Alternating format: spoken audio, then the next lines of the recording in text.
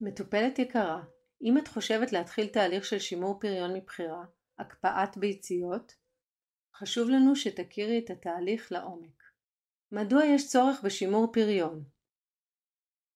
כדי לענות על שאלה זו, צריך להבין את התהליך הפיזיולוגי של גוף האישה.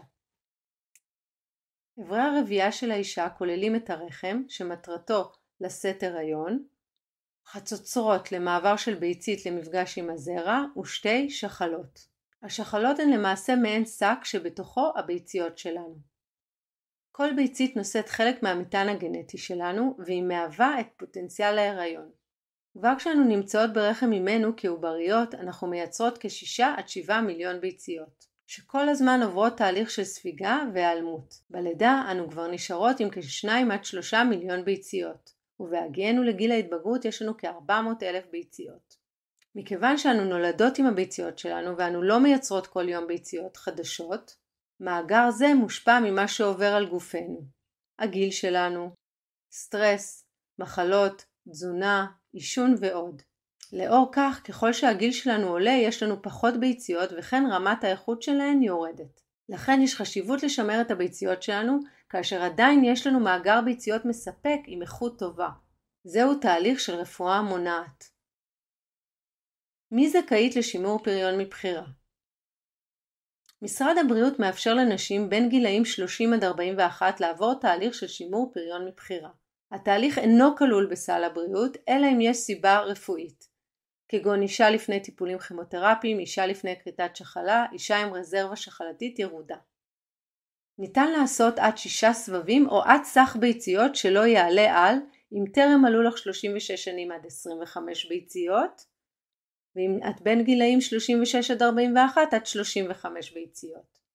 מהו התהליך של הקפאת ביציות? בכל חודש רוב הנשים מבייצות ביצית אחת. בתהליך של הקפאת ביציות המטרה היא לייצר הרבה ביציות, מה שנקרא סופר אובוליישן. המטרה לתת לך הורמונים שיגרמו למספר גבוה של ביציות על מנת שנוכל לשאוב אותן ולשמור אותן. כיצד זה קורה?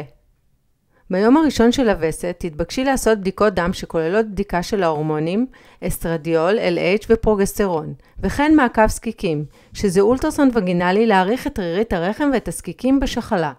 לפי בדיקות הדם, רופאת הפריון תראה אם ניתן להתחיל את התהליך. אם הבדיקות מראות שעל בתחילת וסת תתבקשי להתחיל להזריק הורמונים בשעה קבועה בשעות הערב. ההורמונים שתזריקי נועדו לייצר לך כמות גדולה של זקיקים לפי הפוטנציאל האישי שלך. לאחר כ4-5 ימים תתבקשי לשוב לבדיקת דם וסונר כדי לראות אם השחלה שלך מגיבה. תגובה תתבטא בזקיקים שגדלים וברמות אסטרוגן שעולות בדם. במידה והתגובה טובה, לרוב תתבקשי להוסיף עוד זריקה יומית על מנת לאפשר לזקיקים להמשיך לגדול ולמנוע פיוץ של הזקיקים מוקדם מדי. לאחר כ2-3 ימים נוספים תשובי לבדיקה כדי לראות אם הזקיקים המשיכו להתפתח. כאשר יהיו לפחות 1 עד 2 זקיקים בגודל של 17 עד 18 מילימטר ומעלה עם רמות הורמונים גבוהות דיין, זה אומר שאת מתאימה לשאיבה. באותו יום תקבלי עוד זריקות נוספות על מנת לגרום לזקיקים להיות מוכנים לשאיבה, או ויטרל או דקפפטיל או שתיהן. יומיים לאחר מכן תוזמני לשאיבה. מה קורה בשאיבה? שאיבת זקיקים נעשית לרוב בגישה נרתיקית. על המטמר הווגינלי ישנה מחה דקה מאוד שלמעשה מאפשרת לרופאה לשאוב את הזקיקים שהתפתחו. הרופאה אינה רואה את הביציות אלא את הזקיקים עצמם, אך ברוב הזקיקים תהיה ביצית. הרופאה שואבת את הזקיקים ואת הנוזל ומעבירה למעבדה לחיפוש ביציות במיקרוסקופ. תהליך השאיבה הוא לרוב קצר יחסית כתלות במספר הזקיקים. ניתן לעשות אותו בהרדמה או ללא הרדמה כתלות במספר הזקיקים לשאיבה ורצון האישה. מה הסיבוכים בתהליך של הקפאת ביציות?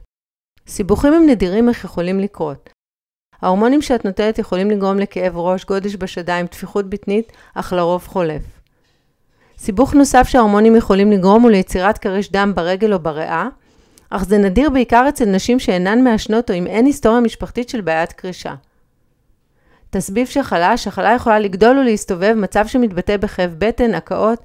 במקרה כזה יש צורך בניתוח בהרדמה בגישה לפרוסקופית להתיר את השיזור. בשאיבה עצמה הסיבוכים גם נדירים, דימום, זיהום או פגיעה עם המחט באיברים סמוכים באגן. ההחלטה לעשות שימור היא לא תמיד קלה גם מבחינה רגשית, אך יש לזכור שהתהליך לא אורך הרבה ימים, לרוב כל סבב לוקח כ10-12 ימים ורוב הנשים תעשינה כ2 סבבים.